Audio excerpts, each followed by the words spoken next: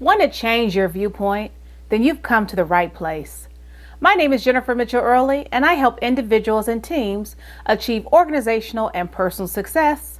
And this is Leadership Matters.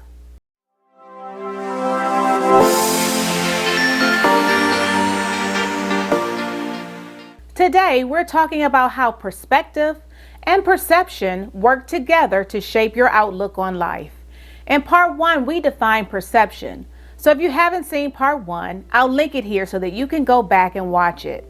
Perception is the active process of creating meaning by selecting, organizing, and interpreting people, objects, events, situations, and other experiences. In essence, perception is what you interpret. It's your understanding of a given situation, person, or object. It's the meaning you assign to any given stimulus. It refers to the way we think about or understand someone or something.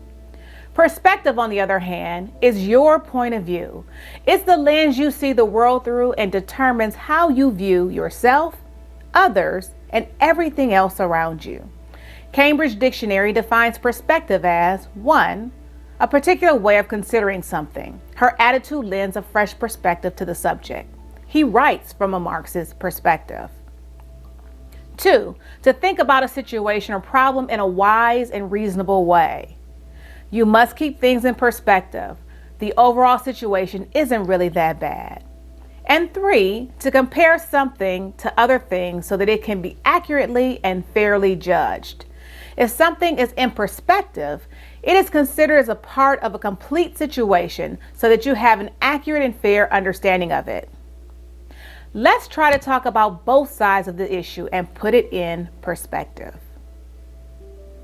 Let's look to sociology to better understand the concept of perspective. Sociologists study social events, interactions, and patterns, and they develop a theory in an attempt to explain why things work as they do. In sociology, a theory is a way to explain different aspects of social interactions and to create a testable proposition called a hypothesis about society. Sociologists analyze social phenomena at different levels and from different perspectives, from concrete interpretations to sweeping generalizations of society and social behavior.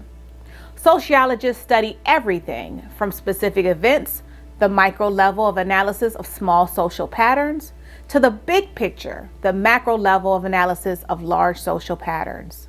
Sociologists today employ 3 primary theoretical perspectives: the symbolic interactionist perspective, the functionalist perspective, and the conflict perspective. These perspectives offer sociologists theoretical paradigms for explaining how society influences people and vice versa. Each perspective uniquely conceptualizes society, social forces, and human behavior. The symbolic interactionist perspective, also known as symbolic interactionism, is a micro approach that focuses on the interaction of individuals and on how they interpret their interaction. Its roots lie in the work in the early 1900s of American sociologists, social psychologists, and philosophers who were interested in human consciousness and action. Herbert Blumer, 1969, a sociologist at the University of Chicago, built on their writings to develop symbolic interactionism, a term he coined. Symbolic interactionism directs sociologists to consider the symbols and details of everyday life, what these symbols mean, and how people interact with each other. Symbolic interaction theory analyzes society by addressing the subjective meanings that people impose on objects, events, and behaviors. Subjective meanings are given primacy because it's believed that people behave based on what they believe and not just on what is objectively true. Thus, society is thought to be socially constructed through human interpretation. People interpret one another's behavior, and it's these interpretations that form the social bond. These interpretations are called the definition of the situation. According to the symbolic interactionist perspective, people attach meanings to symbols, and then they act according to their subjective interpretation of these symbols. Verbal conversations in which spoken words serve as the predominant symbols make this subjective interpretation especially evident. The words have a certain meaning for their sender, and during effective communication, they hopefully have the same meaning for the receiver. In other terms, words are not static things. They require intention and interpretation. Conversation is an interaction of symbols between individuals who constantly interpret the world around them. Symbolic interactionists give serious thought to how people act and then seek to determine what meanings individuals assign to their own actions and symbols, as well as to those of others. Some fundamental aspects of our social experience and identities, like race and gender, can be understood through the symbolic interactionist lens.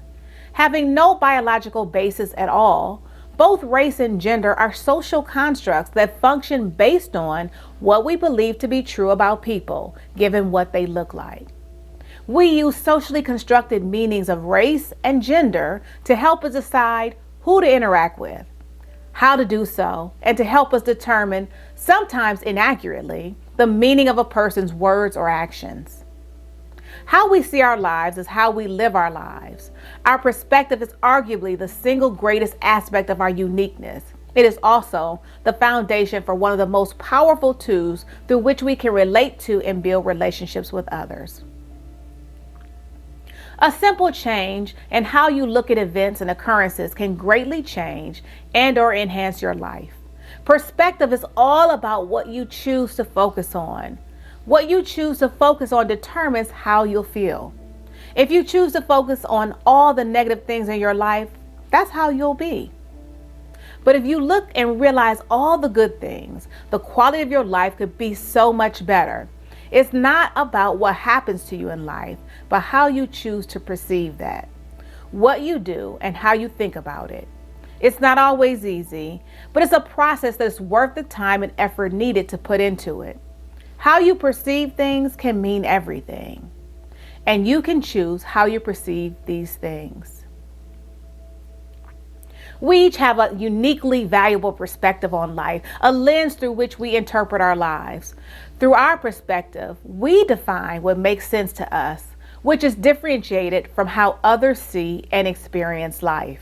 In the article, How to Change Your Perspective, co-authored by Claire Heston, a licensed independent clinical social worker based in Cleveland, Ohio, several tips are provided on how to change ingrained perspectives and your view of the world. These tips include: 1. Think about your various perspectives and how they shape you and your world. Considering these views will help you start to make proactive changes. 2. Consider the sources of your perspectives. Your perspectives form throughout your life based on factors such as family, education, culture, and life experiences. Considering what influences your perspectives may help you to reformulate them. 3. Envision how your life would be if you change your perspectives. Once you've had a chance to think about your perspectives and what informs them, envision how your life might be if you changed your perspectives.